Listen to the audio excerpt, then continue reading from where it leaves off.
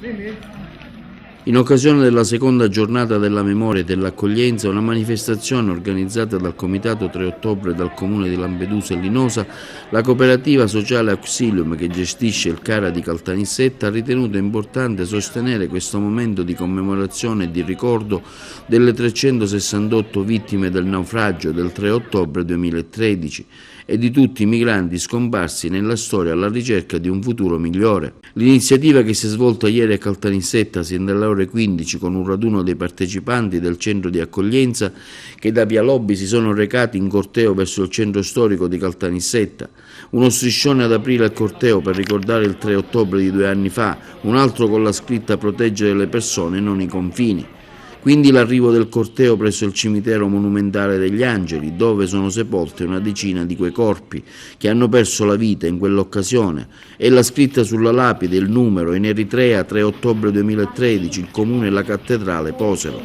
Una breve preghiera, il Padre Nostro per i cattolici, un discorso dell'imam per i musulmani, una corona di fiori deposta in memoria e un fiore da ognuno di loro. Il corteo si è poi snodato verso il centro con il saluto delle autorità, tra questo la direttrice del centro di Pian del Lago gestito dalla cooperativa Auxilium, che da oltre 15 anni è impegnata nel promuovere il benessere di chi versa in condizioni di disagio fisico, psichico e sociale, che anche quest'anno ha voluto organizzare una giornata commemorativa presso i centri e nelle città in cui opera per garantire accoglienza agli stranieri richiedenti asilo. Questa è una commemorazione per le vittime di Lampedusa. Noi come cooperativa sociale Auxilium, in qualità di ente gestore del centro polifunzionale per immigrati di Contrada Pian del Lago, abbiamo deciso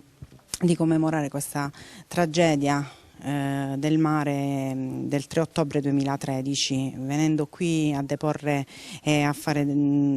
recitare delle preghiere interreligiose per le 10 salme della tragedia di Lampedusa, sepolte qui al cimitero di Caltanissetta. Nel 2015 l'UNHCR stima che oltre 3.000 persone hanno perso la vita nel Mediterraneo, un bilancio drammatico per dimensioni e numero di decessi di cui siamo tutti responsabili, responsabili senza nome e senza volto, come ci ha ricordato anche Papa Francesco. Un messaggio sicuramente di pace, di fratellanza. Questo è un modo anche per